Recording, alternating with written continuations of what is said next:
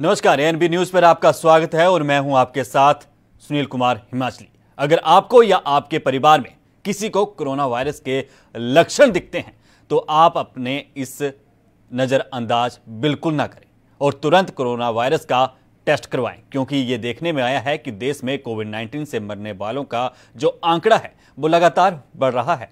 उनकी एक वजह यह भी है कि कई लोग सही वक्त पर टेस्ट नहीं करवाते और इलाज भी नहीं करवाते और इसी नज़रअंदाज करते हैं। एएनबी न्यूज आपसे अनुरोध करता है कि अगर आप में किसी को कोरोना वायरस के लक्षण दिखते हैं तो तुरंत जल्द जांच करवाएं और वायरस को जड़ से मिटाने में सहयोग करें।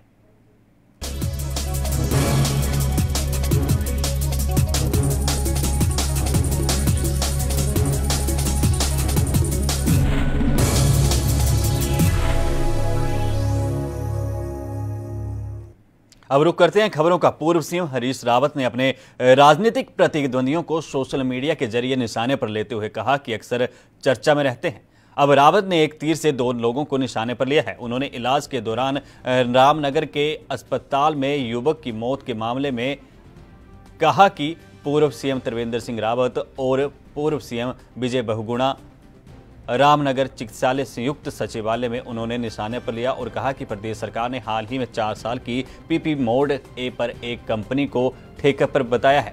बताया जाता है कि सरकार निजी कंपनी को हर महीने 2.98 लाख रुपए अस्पताल के संचालन के लिए दे रही है। पीपीपी मोड पर संचालित इस अस्पताल पर इलाज में लापरवाही बरतने के आरोप लग रहे हैं। हाल ही में इलाज के दौरान यहां एक युवक की मौत हो गई है। चिकित्सालय की व्यवस्था पर सवाल खड़े करते हुए पूर्व हरीश रावत ने सोशल मीडिया में लिखा कि जब प्रदेश में कांग्रेस की सरकार थी और विजय बहुगुणा सीएम थे, तब विजय बहुगुणा कुछ अस्पतालों को पीपीडी मोड पर देने का अभिशाप छोड़ गए थे।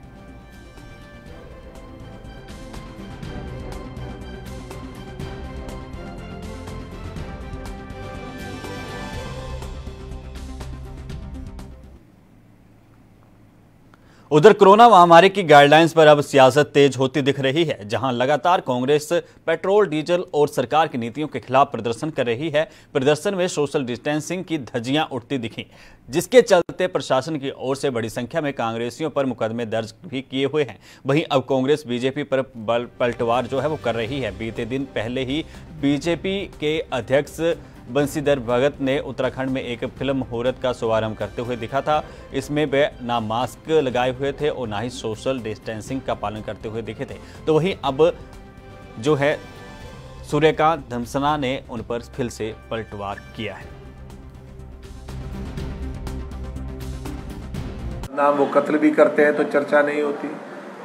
हम पेट्रोल के लिए, डीजल के लिए, महंगाई के लिए, बेरोजगारी के लिए अगर जुलूस निकालेंगे, मास्क लगा करके, सोशल डिस्टेंसिंग का पालन करके, बाकायदा सूचना दे करके जिला प्रशासन को, तो हमारे ऊपर मुकदमा हो जाएगा। प्रीतम सिंह जी के ऊपर मुकदमा हो जाएगा, प्रीतम सिंह जी के तमाम पदाधिकारियों के ऊपर मुकदमा हो जाएगा। और भारतीय जनता पार्टी के लोग लगातार, उनके मिनिस्टर, उनके पार्टी के प्रदेश अध्यक्ष, उनके प्रदेश प्रभारी, वो धज्जियाँ उड़ा देंगे सोशल डिस्टेंसिंग की। क्वारंटीन जंप करके अपने निजी आवास से भाग जाएंगे सरकारी आवास में, और कैबिनेट की मीटिंग भी आप चले जाएंगे, उनके ऊपर कोई कार्रवाई नहीं होगी। प्रदेश अध्यक्ष जी सारे संतों से मिलाएंगे बिना मास्क पहने हुए और बिना सोशल डिस्टेंसिंग का पालन किए हुए, उनके ऊपर कोई कार्रवाई नहीं होगी। इनके तमाम नेता, अभी आपने देखा कल जिस तरह से तमाशा हुआ एक फार्म हाउस में फिल्म की शूटिंग में, जिस प्रकार से सोशल डिस्टेंसिंग की धज्जियाँ उड़ाई गई बिना मास्क पहने हुए, वहाँ पर हीरो हीरोइन के साथ फोटो। एक ही मामले में 2 कानून बनाएंगे, सत्ताधारियों के लिए अलग कानून और विपक्ष के लोगों के लिए अलग कानून। तो इसलिए कोरोना भैया, हम तो पहले से कह रहे हैं, वो देखता नहीं, पार्टी नहीं देखता, रंग नहीं देखता, रूप नहीं देखता, धर्म नहीं देखता, मजहब नहीं देखता, वो तो देश की सीमाएं भी नहीं देख रहा है। और आप इस प्रकार से कांग्रेस के लोगों के खिलाफ मुकदमे कायम कर रहे हो और अपने लोगों के खिलाफ आप संज्ञान भी नहीं ले रहे हो। इससे बड़ी शर्म की बात क्या हो सकती है? पूरे प्रदेश के अंदर सारी जनता तमाशा देख रही है। हम पेट्रोल, डीजल, महंगाई, बेरोजगारी, इन तमाम मुद्दों पर आंदोलन कर रहे हैं और मास्क लगा के कर रहे हैं, बाकायदा सोशल डिस्टेंसिंग का पालन करके कर रहे हैं। तो हमारे खिलाफ मुकदमा कर दिया आपने, प्रीतम सिंह जी के खिलाफ मुकदमा कर दिया।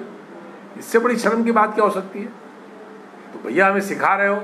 अब 1.5 साल बाद जब हम आएंगे तो कुछ मामले ऐसे होंगे जिसमें आपको उल्टा लटकाया जाएगा।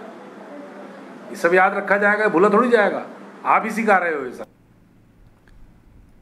उधर चंपावत जो दौरे पर जा रहे भारतीय जनता पार्टी के प्रदेश अध्यक्ष बंशीधर भगत ने खमीटा पहुंचने पर कार्यकर्ताओं ने स्वागत किया। इस दौरान प्रदेश अध्यक्ष खमीटा ने पत्रकारों से भी रूबरू हुए। भगत ने कहा कि बीजेपी की केंद्र और राज्य सरकार लगातार जनहित के फैसले के लिए कार्य कर रही है और आगे बढ़ रही है।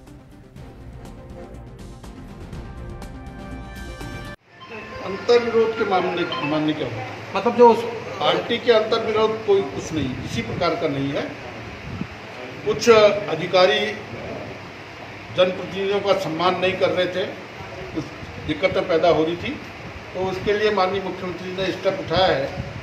उधम सिंह नगर के एसएसपी का ट्रांसफ़र कर दिया है, डीएम का ट्रांसफ़र कर दिया है। और जो एक घोटाला सामने आया है, छिट्टू घोटाला, उस पर बहुत स्पष्ट कह दिया है कि किसी भी व्यक्ति को बख्शा नहीं जाएगा जिन्होंने फाइल गायब की है। फाइल भी वसूल की जाएगी, मंगाई जाएगी और उनको भी बख्शा नहीं जाएगा। इससे कड़ा निर्देश और क्या हो। उधर उधम सिंह नगर जिले के निवर्तमान एसएसपी बरजिंदरजीत सिंह ने तबादला आदेश के खिलाफ हाईकोर्ट की शरण ले ली है। याचिका में उन्होंने DGP Anil Raturi, DG law and order Ashok Kumar और पूर्व आईजी जगत राम जोशी की ओर से प्रताड़ित किए जाने का आरोप लगाया है। याचिका में कहा गया है कि उन्हें महत्वपूर्ण मामलों में निष्पक्ष जांच से रोका गया। 12 साल की सेवा में ईमानदारी और कर्तव्य निष्ठा के साथ ईमान में उनके 8 तबादले किए गए।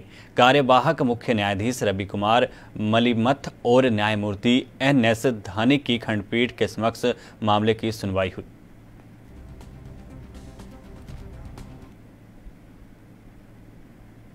उधर रुड़की के जोरासी जवंतपुर गांव के एक खेत में कुछ लोगों ने गोकशी करने की सूचना पर ग्रामीण मौके पर पहुंचे और उन्हें पकड़ने का प्रयास किया। मौके पर पुलिस पहुंची तो गो तस्कर फरार हो गए, लेकिन मौल से 1.5 क्विंटल गोमांस और कटान उपकरण बरामद हुए हैं। पुलिस के मुताबिक गोमांस का सैंपल भेजा जा रहा है और ग्रामीणों की शिनाख्त पर मुकदमा दर्ज किया जाएगा। जल्द से जल्द आरोपी पुलिस की गिरफ्त में होंगे।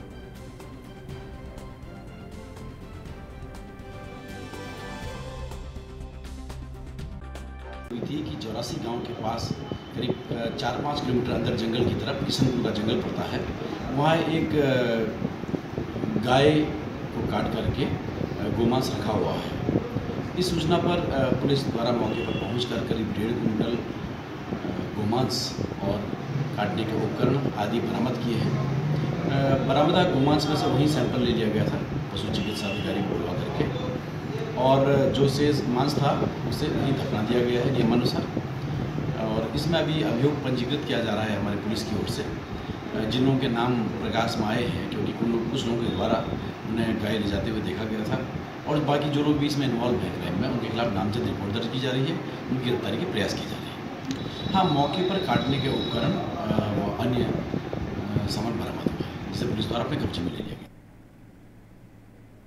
16 साल से जिस सपनों के पुल का लोगों का इंतजार था, वह अब सपना जल्द ही साकार होने जा रहा है। दरअसल मुन्नी की रेती परमानंद घाट से स्वर्गाश्रम क्षेत्र को जोड़ने वाली जानकी पुल का 99% काम पूरा हो चुका है। 31 अगस्त तक फाइनल टच कर पुल के लोकार्पण की तारीख तय की जानी है। अब बाकी रह गई है जानकारी। पुल के निरीक्षण करने पहुंचे कृषि मंत्री सुबोध उनियाल ने इशारा करते हुए पत्रकारों से वार्ता करते हुए दिया।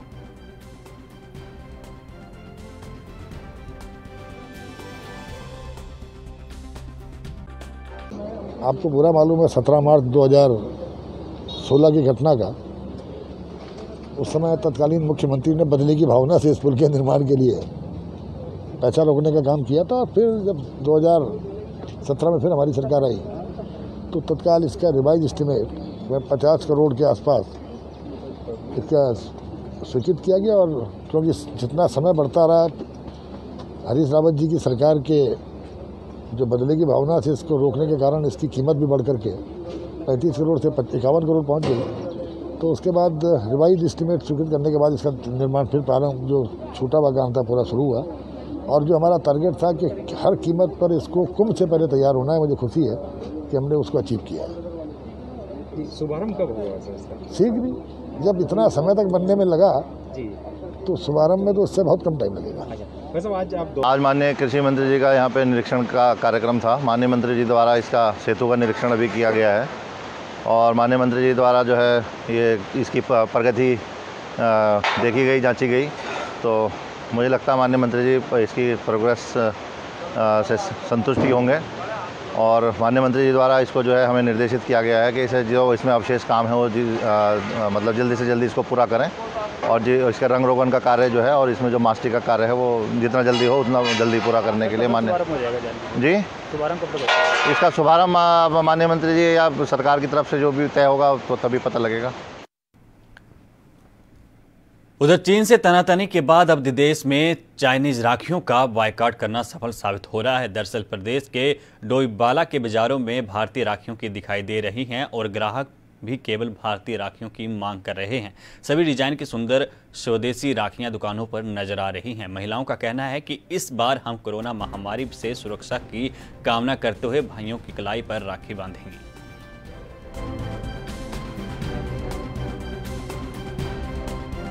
त्योहार है, ये त्यौहार तो हम सभी महिलाओं के लिए बहुत ही खुशी का त्यौहार है, लेकिन इस बार स्पेशल ये रहेगा कि हमारे जो देश है भारत, इसमें हम लोग चाइना से जो बन के राखियाँ आ रही है उसका बहिष्कार करेंगे और जो स्वनिर्मित राखियाँ हैं हम उसका ही प्रयोग करेंगे।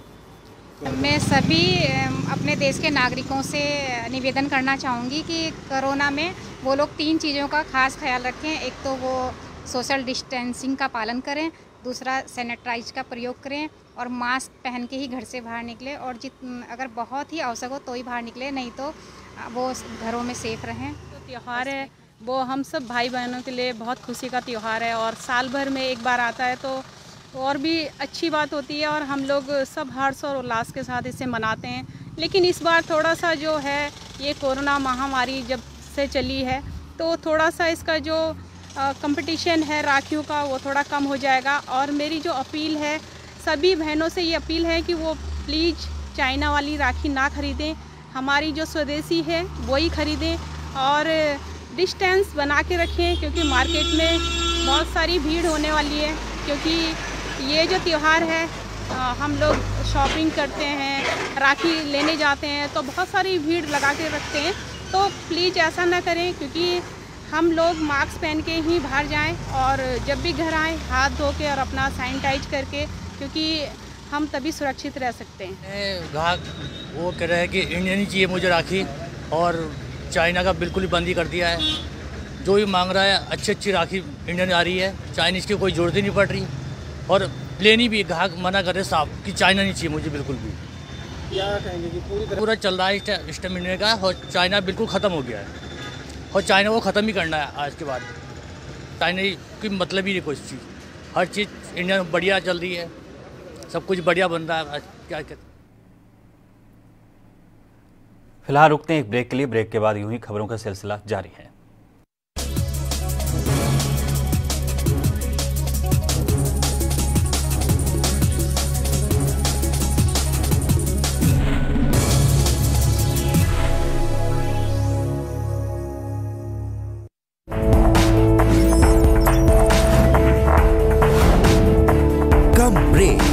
और ज्यादा खबरों के साथ देखिए ANP news in channel number पर।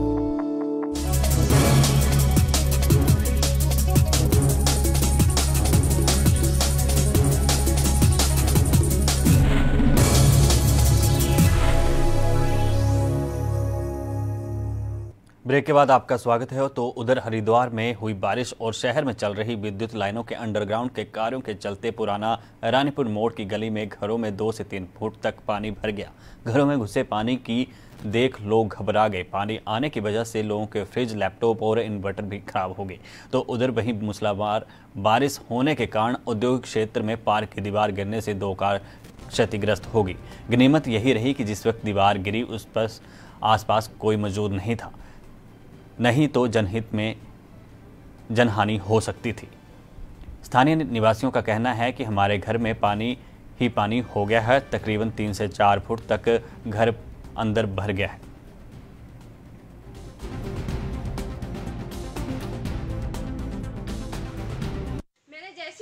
मैंने देखा पानी पानी सारा इधर देखा, पूरा का पूरा घर पानी से भरा हुआ था। कम से कम 3 फुट पानी था। लैपटॉप, फ्रिज, इन्वर्टर सब कुछ हमारा खराब हो चुका है। बाहर निकल के मैंने अनिल पुरी को रात को फ़ोन करा, रात को 2:30 बजे। मैंने कहा भैया देखो हम मर जाएंगे आज, क्योंकि मुझे तो करंट ना लग जाए हम लोगों को। इन्वर्टर चल रहा है, लाइट का कुछ पता नहीं, फ्रिज कुछ भी शॉर्ट सर्किट हो सकता था। ये हमारा इंडस्ट्रियल एरिया का पार्क है और इसकी ये बाउंड्री है। बाउंड्री में न जाने क्या हुआ, बारिश में ये पूरी दीवार नीचे गिर गई और दीवार नीचे गिरने के साथ साथ जो पानी का भाव था वो इतना तेज़ था कि हमारी जो कई साथियों की इंडस्ट्री में पानी घुस गया और जिसमें लाखों का नुकसान हो गया। तो हमारा रिक्वेस्ट है प्रशासन से कि जो यहाँ के स्थानीय नाले हैं उनको साफ कराया जाए। अभी जो पहाड़ से आने वाला नाला है वो पूरा फिलअप हो रखा है, बिल्कुल एकदम अतिक्रमण हो रखा है उस पर।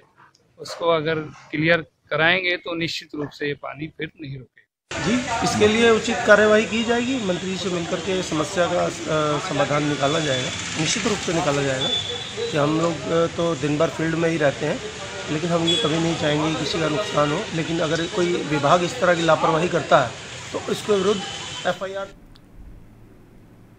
कोरोना के चलते देश भर में ईद उल अजहा का पर्व इस बार बड़ी सादगी के साथ मनाया गया। ईदगाह और मस्जिदों में सिर्फ 5 लोगों के ईद की नमाज को अदा किया गया, बाकी ने घरों में ईद की नमाज अदा की। बता दें कि इस्लाम में ईद उल अजहा का खास महत्व है। इस्लामिक मान्यताओं के मुताबिक बकरीद का त्यौहार अल्लाह को राजी करने के पर्व के तौर पर मनाया जाता है। शहर में लोगों ने अपने अपने घरों में और मुतय्यना लोगों ने मस्जिदों में नमाज़ पढ़ी है और हम रुड़की की जो ईदगाह है उसमें हैं, यहाँ भी हमारे साथ 4-5 लोगों ने नमाज़ पढ़ी है ईदगाह की। बस मैं सभी लोगों को मुबारकबाद देता हूँ, शहर वालों को, कि आज ईद का दिन मुबारक हो और क़ुरबानी करें। लेकिन क़ुरबानी करने में सफाई सुथराई का ख्याल रखें, हमारे किसी अमल से किसी को तकलीफ़ ना पहुँचे। अगर हम इबादत भी तकलीफ़ पहुँचा के कर रहे हैं तो कोई फ़ायदा नहीं है ऐसी इबादत का। और मैं शुक्रिया अदा करता हूँ तमाम शासन प्रशासन का, पुलिस अफसरान का, कि उन्होंने बहुत साथ दिया और काफ़ी देर से यहाँ रुड़की की ईदगाह में खड़े हुए हैं। अल्लाह से दुआ करता हूँ कि अल्लाह ताला इन हज़रात को बेहतर बदल अता फरमाए और ये जो कोरोना वायरस बीमारी है पूरी दुनिया से अल्लाह रब्बुल इज़्ज़त इसको ख़त्म फरमाए। ख़ास तौर से हमारे प्यारे हिंदुस्तान से इस बीमारी को, हमारे सूबे से और हमारे शहर से इसको ख़त्म फरमाए और सब जो बीमार हैं इसमें उनको अल्लाह ताला दुरुस्त कर दे, शिफा अता। इस मरतबा ईद का त्यौहार बड़ी सादगी के साथ मनाना है, क्योंकि हमारे देश ही नहीं पूरी दुनिया में कोरोना नाम का वायरस फैला हुआ है। इस बीमारी की वजह से बड़ी ही सादगी के साथ कुर्बानी के त्यौहार को मनाना है। और ये आज कुर्बानी का, ईद का मौका है। इस मौके पर मैं तमाम शहर वालों को और पूरे देश वालों को मुबारकबाद देता हूँ और ये अपील गुजारिश करता हूँ कि बड़ी सादगी के साथ कुर्बानी के त्यौहार को मनाएं और जब आप अपनी कुर्बानी के जानवर को ज़िबह करें तो बड़ी ही एहतियात के साथ अपने घरों में छुप कर इसका एहतमाम करना है। और कुर्बानी के जानवर के जो फालतू चीज़ होती है उसको भी बड़े एहतमाम के साथ ढक कर के जो सरकारी गाड़ी आती है उसमें डाल देना है। हमारे किसी काम से, किसी अमल से किसी को तकलीफ ना पहुँचे। और सर हमारे बार ईदगाह पर जाकर नमाज़ अदा करते थे सभी गाँव वासियों के साथ में, लेकिन इस बार इस कोरोना काल की वजह से हम मस्जिद नहीं जा पाए, ईदगाह नहीं जा पाए, तो हमने अपने घरों पर ही नमाज अदा की। विश्व हिंदू परिषद बजरंग दल ने देहरादून नगरी के सभी सिद्ध पीठों और पुरातन देवालयों से एकत्र की गई मिट्टी को केंद्रीय मंत्री और उत्तराखंड प्रदेश अध्यक्ष विश्व हिंदू परिषद रविदेव आनंद के निवास स्थान धर्मपुर में उन्हें अयोध्या के लिए रवाना किया।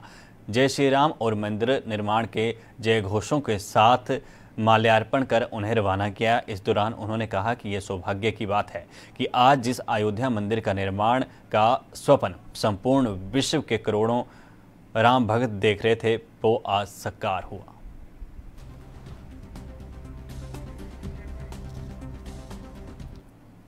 उत्तराखंड में कोरोना के मरीजों के ग्राफ में लगातार बढ़ोतरी हो रही है। साथ ही कोरोना मृतकों का आंकड़ा भी बढ़ता जा रहा है। बता दें कि अब तक राज्य में 80 कोरोना संक्रमितों की मौत हो चुकी है। वहीं बड़ी खबर काशीपुर से है, जहां संक्रमित आरटीओ कार्यालय में तैनात प्रशासनिक अधिकारी की बीती शुक्रवार रात जो है एक अस्पताल में इलाज के दौरान मौत हो गई।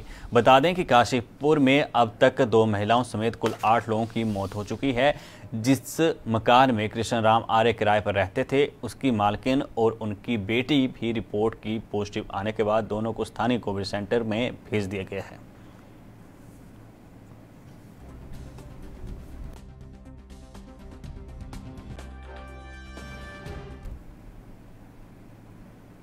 ऋषिकेश के आशुतोष नगर में महिला को सम्मोहित कर उसकी ज्वेलरी छीनकर फरार होने वाले बाइक सवार के 2 बदमाशों में से एक को पुलिस ने धर दबोचा है। कब्जे से 12 बोर का तमंचा, 1 जिंदा कारतूस और 2 सोने के कुंडल बरामद किए हैं। वारदात में शामिल बाइक भी पुलिस ने कब्जे में लेकर सीज कर दी है। पुलिस को यह सफलता उस समय मिली जब एक बदमाश दोबारा से दूसरी वारदात को अंजाम देने के लिए ऋषिकेश आ रहे थे। मुखबिर की सूचना पर पुलिस ने श्यामपुर रेलवे फाटक पर चेकिंग अभियान चलाया। मौके पर पुलिस को देखकर बदमाश बाइक से वापस घूमकर भागने की फिराक में थे, जिसे पुलिस ने कुछ दूरी तक पीछा कर धर दबोच लिया। वारदात में शामिल दूसरा बदमाश अभी फरार है, जिसकी तलाश पुलिस जुटी हुई है। इंस्पेक्टर रितेश शाह ने बताया कि वारदात को अंजाम देने के दौरान डराने धमकाने के लिए बदमाश तमंचे का इस्तेमाल करते थे।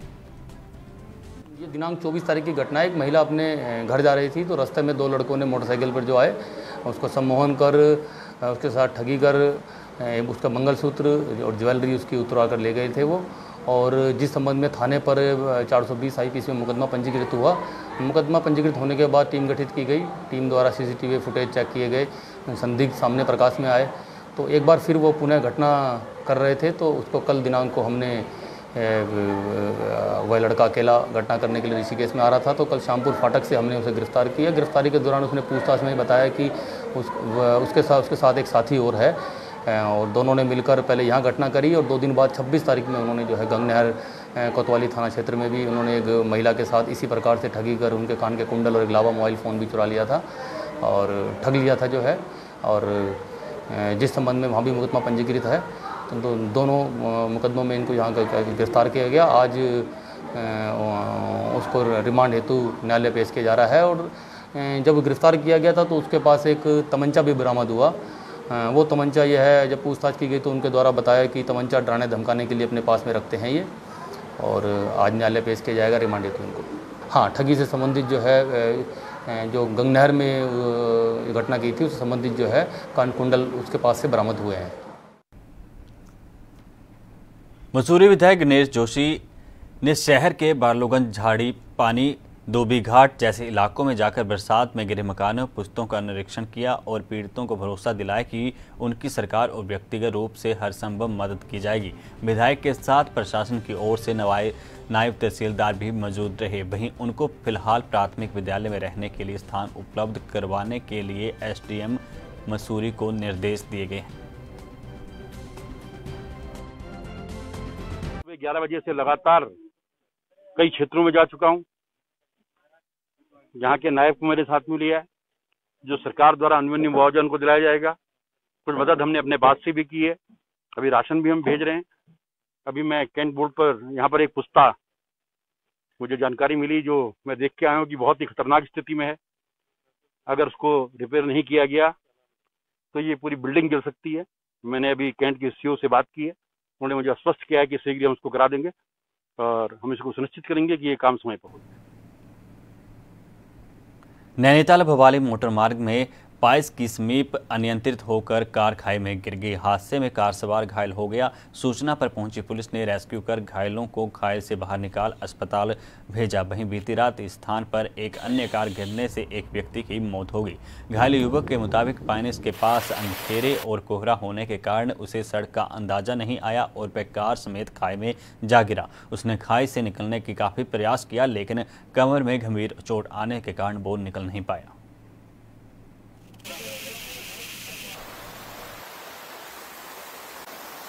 कल रात 7:30 बजे की घटना है। मैं भी नैनीताल से ही आ रहा था उस समय, जिसमें रोड पे काफ़ी कोहरा था। तो तो अक्सर यहाँ पे जो कॉजवे बने हुए हैं उसके नीचे साइड पैराफिट वगैरह कुछ भी नहीं है, तो जिसकी वजह से गाड़ी वालों को एकदम अंदाज़ा नहीं हो पाता है, जिससे वो यहाँ पे ये तीसरी चौथी घटना हो गई है इसी 3 महीने के अंदर। लास्ट सवेरे भी एक घटना हुई है। कल रात वाली घटना में एक तो बच गए, गाड़ी से छिटक गए थे, जो दूसरे व्यक्ति थे वो गाड़ी के अंदर फंसे रह गए, तो उनकी हॉस्पिटल ले जाते बीबी पांडे में डेथ हो गई। तो यहाँ पे PWD वालों को देखना चाहिए, ये रोड पे जो है कॉजवे जहाँ पे है वहाँ पे पैराफिट लगाएं, और ये जो लाइटिंग वगैरह होती है इनकी जो जिसमें पोलों में वो करनी चाहिए, जिससे कि घटनाएं ना हों, क्योंकि शाम को इस रोड पर जाना बहुत ही दिक्कत का विषय है। इतना कोहरा रहता है कि आगे कुछ भी दिखना असंभव है। देर रात जो 2 वाहन एक ही जगह पर गिर चुके हैं, तो एक व्यक्ति की मृत्यु हो चुकी है, 2 व्यक्ति घायल हैं इसमें। तो एक ही जगह पर बार बार दुर्घटनाएं हो रही हैं, तो इस संबंध में हमारे द्वारा जो है संबंधित विभाग को पत्राचार किया जा रहा है, वहाँ पर कुछ साधनों। ईद और रक्षाबंधन को देखते हुए प्रदेश के 4 मैदानी जिले देहरादून, हरिद्वार, नैनीताल और उधम सिंह नगर में शनिवार और रविवार को लॉकडाउन नहीं होगा। मुख्यमंत्री त्रिवेंद्र सिंह रावत ने इस संबंध में अधिकारियों को निर्देश दिए हैं। सचिव आपदा प्रबंधन शैलेश बैगोली ने इस संबंध में आदेश जारी कर दिया है।